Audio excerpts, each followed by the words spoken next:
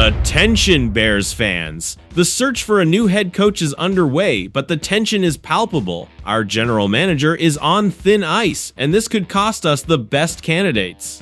What if the favorite for the job decides not to accept because they can't choose their own GM? This could be a disaster. Stay tuned to find out all the details and how this could affect the future of the Bears. Additionally, a Lions receiver was fined for allegedly taunting our cornerback. But was it really taunting or an overreaction from our sideline? This incident has sparked controversy and reminds us of another altercation between these two players. Is this fine fair, or is there a heavier hand against our team? Don't miss this heated discussion! Finally, after a streak of 10 consecutive losses, the Bears need a radical change. Could the addition of a former first-round defensive end be the solution to our defensive problems? With the lack of pressure on opposing quarterbacks, he could be the piece we need to revitalize our defense. Find out right now. Don't forget to subscribe to the channel and leave a like. Join the discussion and share your opinions below. Go Bears! The Chicago Bears management has made a risky decision in the search for a new head coach, and this could cost us one of the best candidates. During the press conference in early December, CEO Kevin Warren and General Manager Ryan Poles discussed the firing of Matt Eberflus. Warren stated that the search for the new coach would be a joint task between him and Poles. Now, I ask you, how can this coach search work with a general manager who is on thin ice for 2025?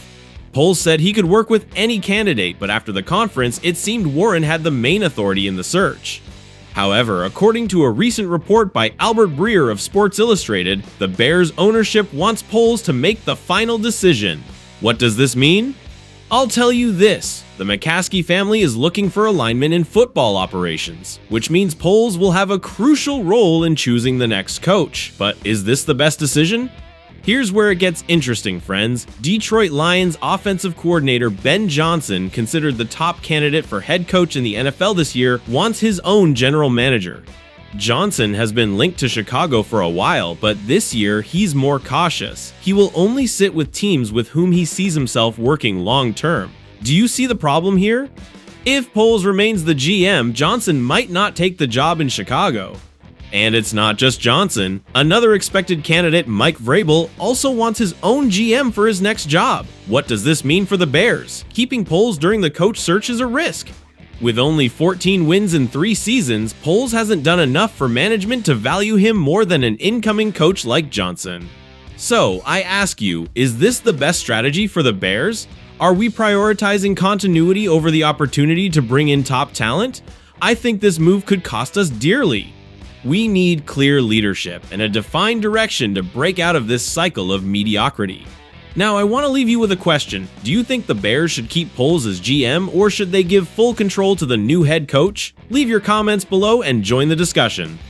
Jameson Williams, Detroit Lions receiver, has been fined $11,255 for taunting our cornerback Tyreek Stevenson during the December 22nd game. In the first quarter of that game, Stevenson pushed Williams towards the sideline after the latter caught a short pass. Williams, in response, spun the ball towards Stevenson, hitting him in the foot. Immediately, he was given a 15-yard penalty for unsportsmanlike conduct. Now, I ask you, was all this necessary? Did Williams really deserve such a hefty fine? According to NFL rules, taunting is defined as using provocative acts or words that may incite ill will between teams. But was this really taunting or just an overreaction from our sideline? Williams defended his action in a post-game statement, explaining that from his perspective, it wasn't intentional taunting. I didn't say anything to him and he didn't say anything to me. Williams said, "I just spun the ball. I think the flag came because of their sideline's overreaction."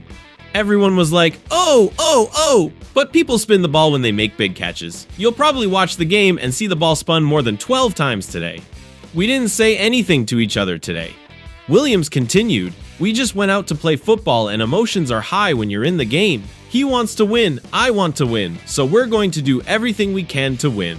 Despite the controversy, Williams had an impressive performance against the Bears with 5 receptions, 143 yards, and an 82-yard touchdown.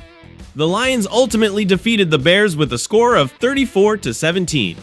But, friends, this isn't all. This recent incident reminds us of another altercation between Williams and Stevenson on Thanksgiving Day.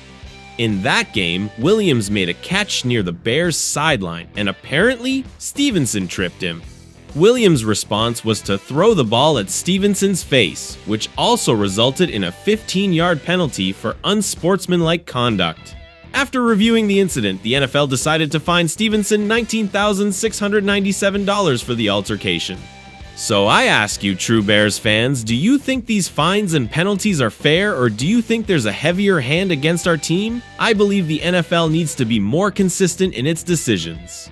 I'll tell you this, emotions are part of the game, but we need to find a balance between maintaining discipline and allowing the passion that makes football so exciting. Now I want to leave you with a question. How do you think these incidents should be handled in the future? Should players be more aware of their actions, or should the NFL be more lenient with the emotions of the game? Leave your comments below and join the discussion. Now I bring you a prediction that could be the start of a new era for our team. The Bears are on a 10-game losing streak, and the 2024 season has become an absolute disaster. There are many culprits for this collapse, but one problem that may be going unnoticed is the lack of pressure on the opposing quarterback. Although we secured Montez Sweat with a 4-year, $98 million extension after trading for him in 2023, the move hasn't yielded the expected results. Neither for Sweat's individual stats, nor for the Bears' overall pressure. Now, I ask you, what do we need to change this situation? I believe adding another star to the mix could be the key to finally putting pressure on opposing quarterbacks next season. And guess what? One of the best pass rushers available is none other than Sweat's former teammate with the Washington Commanders. On Monday, Matt Holder of Bleacher Report predicted that the Bears will sign Chase Young, the former first-round defensive end who is currently playing on a 1-year, $13 million contract with the New Orleans Saints. Pass rushing has been a problem in Chicago all season, and Darrell Taylor is an impending free agent, wrote Holder. Meanwhile, the front office has $82 million to spend in free agency, which means they could target a big fish in the open market. Young will be one of the best pass rushers available this spring due to his age and production. Although the 25-year-old only has 5.5 sacks up to Week 16 this season, Pro Football Focus ranked him with the 9th most pressures, 58 at his position. Young hasn't quite lived up to the promise he showed as a rookie in 2020, when he won Defensive Rookie of the Year honors and was selected to his only Pro Bowl. But he has shown signs of returning to his best form for much of the 2024 season, setting a new career high with 21 quarterback hits.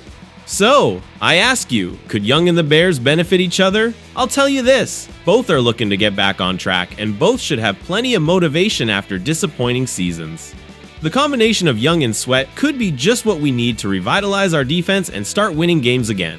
Now I want to leave you with a question. Do you think the addition of Chase Young could be the solution to our defensive problems? Is this the move that will finally get us out of the league's basement? Leave your comments below and join the discussion. Chicago Bears fans. Now I want to leave you with a crucial question. Do you think the Bears should keep Poles as GM, or should they give full control to the new head coach? It's a hot topic, and we want to know your opinion. Additionally, how do you think these incidents should be handled in the future? Should players be more aware of their actions, or should the NFL be more lenient with the emotions of the game? Your comments are essential to understand the fans' sentiment. And finally, do you think the addition of Chase Young could be the solution to our defensive problems? Is this the move that will finally get us out of the league's basement?